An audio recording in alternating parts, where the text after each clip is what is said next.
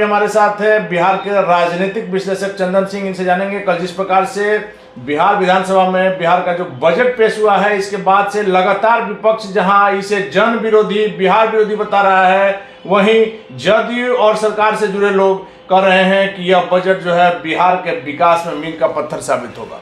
कहा यह भी जा रहा है कि यह बजट जो है वह गागर में सागर है, जदयू का कहना है। चंदन जी देखिए, ये मात्र एक छलावा है अनिल जी। जिस राज्य का वित्त मंत्री बजट बनाने की जगह समाधान यात्रा में नीतीश कुमार जी के संग बिहार के 38 जिला में घूम रहा हो साय की तरह, जिसके पास इतना समय नहीं हो कि अपने विभाग में बैठकर समाज के हर एक तबके के साथ, गरीब, किसान, मजदूर, युवा, व्यापारी, सबके साथ मिलकर बिहार के विकास के प्रति चिंतित हों, ऐसा एक भी अवसर हम लोग नहीं देखे। हम लोग तो अनिल जी राजनीति के विद्यार्थी हैं और राजनेताओं का अध्ययन करना ही हमारा काम है। तो हम तो समाधान यात्रा में देखे, कब इनको समय मिला बिहार के लिए बजट बनाने का? थोड़ा बताएं। और ऐसा क्या है इस बजट में, जब आप बोलते हैं कि हम 10 लाख रोजगार देंगे और 10 लाख सरकारी नौकरी देंगे? आपके डिप्टी सीएम ने तो पहले अनाउंस किया था कि पहली कलम से देंगे, और ये कैबिनेट की पहली मीटिंग में देंगे। अब बताइए कि ये तो सारे मीडिया के सामने है अनिल जी, कोई छिपाया हुआ बात है? तो इसमें बताना चाहिए। सरकार देखिए पूरी तरीके से आई वॉश है, जनता के लिए कुछ नहीं। चंदन जी, यही सवाल, पहला सवाल आपका जो था वित्त मंत्री को लेकर के, वित्त मंत्री कार्यालय में बैठ के क्या करेंगे? वो तो सरकार के साथ ही घूम रहे हैं। कार्यालय में तो काम करने के लिए लोग हैं, पहली बात। दूसरी बात है कि 10 लाख नौकरी की जहां घोषणा तेजस्वी यादव ने की थी, मुख्यमंत्री ने भी किया था, जनता भी बिहार की वैसी ही है। क्या यह सवाल नहीं उठाना चाहिए कि कहां से देंगे? तेजस्वी यादव को अपने पिता से पहले पूछना चाहिए था कि आपने क्या किया, कहां से देंगे तेजस्वी यादव? जनता को नहीं समझना चाहिए? अनिल जी, आपने पहला प्रश्न वित्त मंत्री पर किया जी। देखिए, जो काम मुख्यमंत्री पटना में, राजधानी में बैठकर वीडियो कॉन्फ्रेंसिंग के माध्यम से कर सकते थे जी, वो काम के लिए, चूंकि समय काटना है ना, आपके पास कोई काम नहीं और जनता को बरगलाना। आप समाधान यात्रा में जहां भी गए, आप ईंट, पत्थर, सीमेंट यही देखने गए ना, और जनता से तो मिलना नहीं था आपको। तो क्या आप कहीं भी जनता से मुखातिब नहीं हुए हैं, बल्कि जो गरीब, दलित और शोषित की बस्तियां थी, उसको भी आपने घेरवाने का काम किया, छुपवा दिया कि गंदगी दिखे नहीं। हम लोग तो आपके माध्यम से वो भी तस्वीर देखे हैं कि रातों रात किस तरीके से सड़क का निर्माण किया गया, और उसमें भी इतने गड्ढे कि हाथ से उठाइए तो सीमेंट, अलकतरा और आपका गिट्टी हाथ में आ रहा है, ऐसी व्यवस्था देखी है। जहां तक बात है, देखिए, ये वर्तमान जो गठबंधन है अनिल जी, ये राष्ट्रीय जनता दल यूनाइटेड वामपंथी संगठनों का है। और आपको तो याद होगा कि 90 के दशक में लालू प्रसाद यादव जी ने किस तरीके से चरवाहा विद्यालय का निर्माण किया था, कि भैंस के सींग पर चढ़ के किस तरीके से पीठ पर बैठ जाना है, और गांव में जाने से स्वास्थ्यकर्मी डरते थे। आप समझ लिए कि व्यापारी यहाँ पर गाड़ी नहीं खरीदता था, पैसे का शो ऑफ नहीं करता था। क्या? तो डर था कि अगले दिन उसका अपहरण हो सकता है, वही हाल तो फिर हो रहा है, उससे फिरौती मांगी जा सकती है। तो बिहार में हम लोग वर्तमान में देख रहे हैं कि जो भी व्यापारी या कोई अगर व्यवसाय करना चाहता है, तो उसके प्रतिष्ठान को तो दिने दोपहरिया लूट लिया जा रहा है।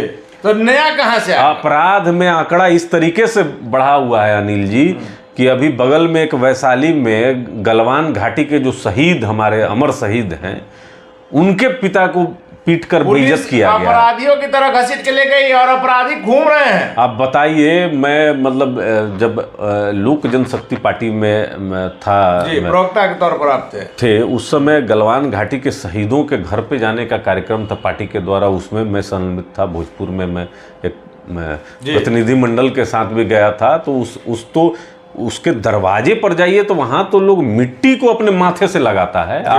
आप बिहार पुलिस का लगातार वो क्रूर चेहरा सामने आता है जब रक्सौल में किस तरीके से आर्मी के जवान को दौड़ा दौड़ा कर मारा जाता है। पुलिस की गुंडई सरेआम बीच बाजार में भरे रोड में नजर आई। देखिए, जब बिहार को नया डीजीपी मिला है और आरएस भट्टी साहब के बारे में कहा जाता है कि बहुत ईमानदार है, लेकिन वहीं पर उसी समय वर्तमान परिस्थिति में हम लोग ये भी देखते हैं कि बिहार की टॉप आईपीएस अधिकारी शोभा ओहतकर और टॉप आईपीएस अधिकारी विकास वैभव के बीच भी किस तरीके से रसाकसी होती है। तो हमको कभी कभी यह एहसास होता है अनिल जी कि प्रशासन भी बिहार में पॉलिटिकल पार्टी सबके बीच में बंट गई है। ये क्या छवि बिहार से बाहर बिहार की जा रही है। आज पूरा देश पूछ रहा है कि गलवान के जो शहीद थे, अमर शहीद थे, उनके परिवार के साथ किस तरीके से व्यवहार नीतीश कुमार जी की पुलिस कर रही है। आप अगर सम्मान नहीं दे सकते हैं, कौन फौजी फिर लड़ेगा जी? कौन अपना जान दे देगा सरहद पे? बॉर्डर पर लड़ रहा है, तब यहाँ अमन चैन से लोग हैं। तो मैं तो धन्यवाद दूंगा आदरणीय रक्षा मंत्री साहब का, जिन्होंने संज्ञान लिया और बिहार के मुख्यमंत्री जी से पूछा कि आखिर ये किस तरीके से ये हो रहा है, इसको आप दिखवाइए। मुख्यमंत्री का भी आज सदन में भाषण में सुन रहा था। लेकिन उस पिता की बेइज्जती का क्या होगा चंदन सिंह? देखिए, बिहार सरकार को इस पर त्वरित कार्रवाई करते हुए उस परिवार से माफी मांगनी चाहिए और अमर शहीद की जो मूर्ति है उसको ढंग से वहां पर स्थापित करना चाहिए। पूरे और दोषियों पर कड़ी से कड़ी कार्रवाई करना चाहिए, संदेश मिल सके। लोकल पॉलिटिक्स के वजह से आप जो बिहार की छवि बिहार से बाहर गई वो काफी दुर्भाग्यपूर्ण है। हम लोग इसके कड़ी निंदा कर। और देखिए, सरकार का वर्तमान में इनके जो मंत्री हैं वो लगातार सेना पर अपमानजनक बात कहते हैं। अभी इनके मंत्री ने कहा कि भारतीय जो सेना है वो हिजड़ों की फौज है। इस पर सदन में माफी मांगनी चाहिए थी, मंत्री को बर्खास्त करना चाहिए था। श्रीमान, जिस तरह नीतीश कुमार जी भी जो है कि धृतराष्ट्र की तरह मौन होकर सब चीज देख रहे हैं, ये कहीं से जायज नहीं है।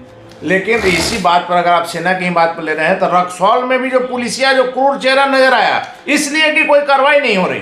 देखिए, तमाम बिहार के हर जिले से लगभग ऐसी तस्वीर सोशल मीडिया पे देखने को मिल जाती है और एक चेहरा जो पुलिस का आता है कि यहाँ जो कहा जाता है कि सिर्फ जो है कि अवैध वसूली में, शराब की कालाबाजारी में, शराब के जो पकड़े जाते हैं उनसे पैसा ऐंठने में, उसी में लगा हुआ गाड़ी वाला, ठेले वाला, बस वाला, ऑटो वाले से 20-20 रुपया तसीलने में जो बिहार पुलिस की एक छवि बनी है, मैं आरएस भट्टी साहब से आग्रह करूंगा कि इस छवि से पुलिस विभाग को बाहर निकालें। लेकिन पुलिस को यदि स्वतंत्र रूप से काम करने दिया जाएगा तब तो। आपने अभी कहा कि पुलिस भी जो है वो बटी हुई है पॉलिटिकल पार्टियों के खेमे की तरह। देखिए, प्रशासन का काम पॉलिटिकल पार्टी की चाटुकारिता करना नहीं है।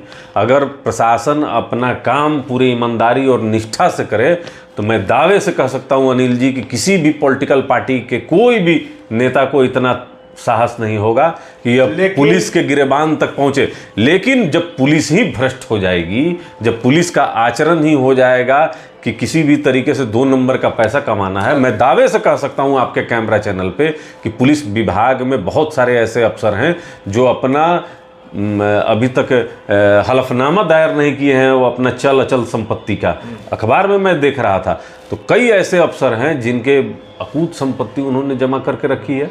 अब भट्टी साहब को देखना है कि किस तरीके से अपने छवि को बदले। रामचरितमानस को लेकर के फिर से जो शिक्षा मंत्री ने बयान दिया है चंद्रशेखर जी ने, उसको लेकर के जदयू का ही विधायक संजीव कुमार ने विरोध दर्ज कराया। नहीं, देखिए, राष्ट्रीय जनता दल का ये एजेंडा है, ये जो कहा जाता है कि भेड़ की शक्ल में भेड़िया है अंदर में, ये बराबर समाज में तनाव फैलाना, किस तरीके से अगड़ा पिछड़ा में लड़ाई कराना है, मंडल बनाम कमंडल करना है। चूंकि देखिए, विकास पे अगर बात करेंगे तेजस्वी प्रसाद यादव जी, तो इनको अपने पिता और माता के कार्यकाल के बारे में भी बात करना होगा। इनको चरवाहा विद्यालय के भी बारे में बताना होगा। इनको ये बताना होगा कि कैसे इनके पिता राष्ट्रीय अध्यक्ष हैं, ये डिप्टी सीएम हैं, भाई एक मंत्री हैं, बहन एक राज्यसभा में है, माँ पूर्व मुख्यमंत्री रही हैं।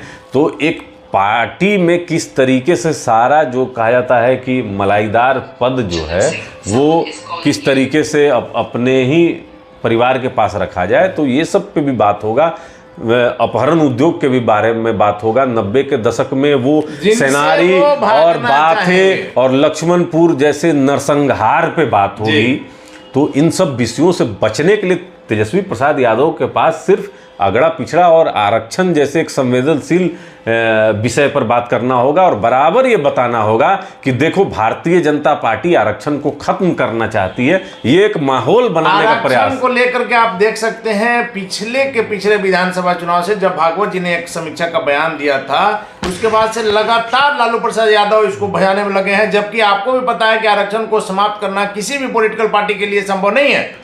नहीं, देखिए एक गलत चीज़ को किस तरीके से प्रोजेक्ट किया जाता है वो लालू प्रसाद यादव जी से बेहतर कोई नहीं बता सकता है। बिना काम के उसको प्रचारित किया गया और उसको एक टूल किट के तरह उसको इस्तेमाल किया गया राजनीति में। और 2015 के चुनाव में इसी बेस पर नीतीश कुमार और लालू प्रसाद यादव जी ने एक बिहार में एक माहौल बनाया कि आरक्षण को खत्म किया जा रहा है और एक गोलबंदी की, ताकि गोलबंदी। अब भारतीय जनता पार्टी बहुत फूक फूक के कदम रख रही है। एक तरफ विकास है, एक तरफ पूरा 90 का इतिहास है। तो जनता को जब तय करना हो, काला अध्याय है जिसको कि आप चाह करके भी हटा नहीं सकते। बिल्कुल इस पर तेजस्वी प्रसाद यादव या नीतीश कुमार मुख्यमंत्री जी को भी जवाब देना होगा, क्योंकि इसी जंगल राज के खिलाफ आपने 2005 में गद्दी संभाला था। देखिए, मुख्यमंत्री जी के पास बहुत कुछ बताने को नहीं है जनता के बीच में। आज मुख्यमंत्री जी का आपने सुना होगा अनिल जी, उन्होंने कहा कि हम शिक्षकों की बहाली करेंगे। खुद फिर कह रहे हैं अगले स्टेटमेंट में, लेकिन बिहार एक गरीब राज्य है, पैसा कहाँ से देगा, हमने 4000 से शुरुआत किया था और बढ़ाएंगे। तो देखिए, एक तरफ शिक्षक को देने के लिए आपके पास पैसे नहीं है, 10 लाख नौकरी कहाँ से देंगे। देखिए, एक तरफ बिहार के नौजवान जो रोजगार मांगते हैं उनका सही समय पर परीक्षा आप नहीं कराते हैं। दूसरी तरफ किसी भी प्रतियोगिता का आप यहाँ पर पर्चा लीक हो जाता है, उस पर आप कुछ नहीं बोलते हैं। और लगातार जब अभ्यर्थी जब यहाँ प्रदर्शन करते हैं तो आप उनको पटना की सड़कों पर दौड़ा कर मारते हैं, सही समय पर रिजल्ट नहीं देते हैं। और तो बड़ी सी बड़ी घटना पर मुख्यमंत्री कहते हैं कि मुझे तो कोई जानकारी नहीं, मालूम ही नहीं, कुछ मालूम ही नहीं है। तो एक छवि जो मुख्यमंत्री का जो बेरोजगारों के बीच में है कि बिहार से जो लगातार पलायन जो यहाँ के नौजवान कर रहे हैं और बाहर भी सुरक्षित नहीं है। मुझे जानकारी मिली है अनिल जी की कर्नाटका में जो यहाँ बिहार से जो यहाँ के मजदूर वर्ग है, वहाँ जब फैक्ट्रियों में काम करते हैं, वहाँ भी लोकल जो है कि लोग प्रताड़ित करते हैं। 3 लोगों की शायद हत्या भी हो गई है, एक जमुई का है, एक इस साइड का है, 5 लोग टोटल हताहत हैं और कहीं कोई मीडिया दिखा नहीं रही है। चलिए, तो पलायन भी बहुत बड़ी संख्या में बढ़ी है। पलायन का ही मुद्दा लेकर के मुख्यमंत्री आए थे, इस पर क्या करना है, लेकिन आज इसका जवाब नहीं है किसी के पास। लेकिन आपने देखा होगा, आप ये चीज तो मानेंगे कि पुरानी शराब जो है बोतल नया नहीं। देखिए, बजट को लेकर देखिए, बजट निराशाजनक है और बिहार का तरक्की इस बजट से तो कम नहीं होना है, क्योंकि मुख्यमंत्री जी पूरा ब्रॉड विजन जो है बिहार के परिप्रेक्ष्य में पेश नहीं कर पाए कि आखिर क्या करेंगे, आगे कहां ले जाएंगे। एक आखिरी तो पूरी तरीके से फ्लॉप है। एक आखिरी सवाल है, प्रशांत किशोर बड़ा नाम है, जदयू में भी बड़े पद पर रहे, मुख्यमंत्री नीतीश कुमार के काफी करीबी रहे। उन्होंने आज सिवान में साफ तौर पर कहा है, आपने सुना भी होगा, कि जनता भी वैसी है। मुख्यमंत्री ने कहा, तेजस्वी यादव ने कहा 10-10 लाख रोजगार का, 20 लाख छोड़िए, अगर 10 लाख रोजगार लोग दे देते हैं तो मैं अपना जो ये अभियान है इसे छोड़ करके और इन लोगों का झंडा ढोऊंगा। प्रशांत किशोर की बातों को हल्के में नहीं लिया जा सकता। नहीं, देखिए, तथ्यों के साथ प्रशांत किशोर जी ने कहा और मैं भी उनकी बातों से सहमत हूँ। जब तेजस्वी प्रसाद यादव जी ने रोजगार का कहा था कि सरकारी नौकरी देंगे, रोजगार तो अभी ऐड किया गया है कि 10 लाख रोजगार भी देंगे, लेकिन मुख्यमंत्री देंगे कहां से ये नहीं बता रहे हैं। आखिर ये कहां से लाएंगे? संभव ही नहीं है। वर्ल्ड बैंक से ये कर्जा लेंगे, क्या करेंगे जब पुल पुलिया का निर्माण नहीं करा पा रहे हैं, शिक्षकों के का सही समय पर जब वेतन नहीं दे पा रहे हैं, सफाई कर्मी लगातार हड़ताल पे रह रहे हैं, उनका वेतन नहीं दे पा रहे हैं, डॉक्टर पीएमसीएच में आए दिन और हड़ताल पे बैठ जा रहे हैं, उनका वेतन नहीं दे पा रहे हैं, तो सरकारी कर्मचारी तो लगातार नीतीश कुमार के रीजन में ये आंदोलन पे हैं। ये तो जो सरकारी कर्मचारी है उनको वेतन नहीं दे पा रहे हैं, तो नए जो हमारे जो बिहार के बेरोजगार नौजवान हैं उनसे किस तरीके से उनको रोजगार देंगे? नीतीश कुमार जी सदन में अगर ये चीज बोलते कि बिहार में अब जो भी प्रतियोगिता परीक्षा होगा उसका एक भी पर्चा लीक नहीं होगा, मैं आपको विश्वास दिलाता हूं, तो मुख्यमंत्री इन सब विषयों पर बात नहीं करते हैं। बिहार में दलित बच्चियों के साथ बलात्कार बढ़ा हुआ है, इन सब विषयों पर नहीं बोलते हैं। बिहार में लगातार हमारे देश के जवानों के साथ दुर्व्यवहार हो रहा है, इस पर बात नहीं करते हैं। बिहार में गलत शराब पीने से लगातार जो दलित और अति पिछड़े वर्ग के लोगों की जान जा रही है, उस पर बात नहीं करते हैं। तो आप देख लीजिए, इनका अभी सीमांचल में हुआ ना अनिल जी, आप तो देखे होंगे कि सीमांचल में लोग महागठबंधन का रैली हुआ था।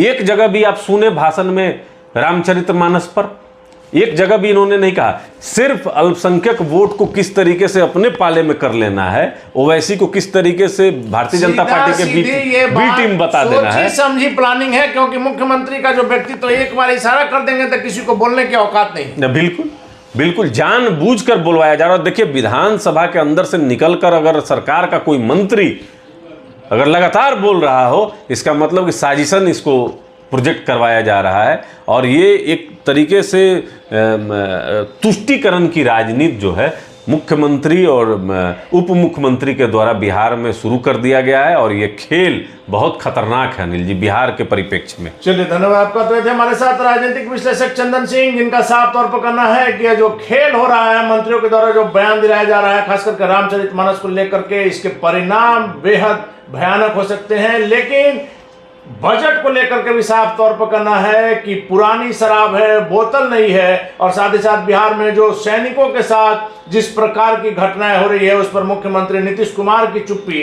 एक बहुत बड़ा रहस्य पैदा कर रहा है कि आखिर मुख्यमंत्री नीतीश कुमार चुप क्यों है। और साथ ही साथ सरकारी नौकरी देने की बात जो बजट में 10 लाख की कही गई है, यह पूरी तरह से जिम्मेवारी के साथ हम कह रहे हैं कि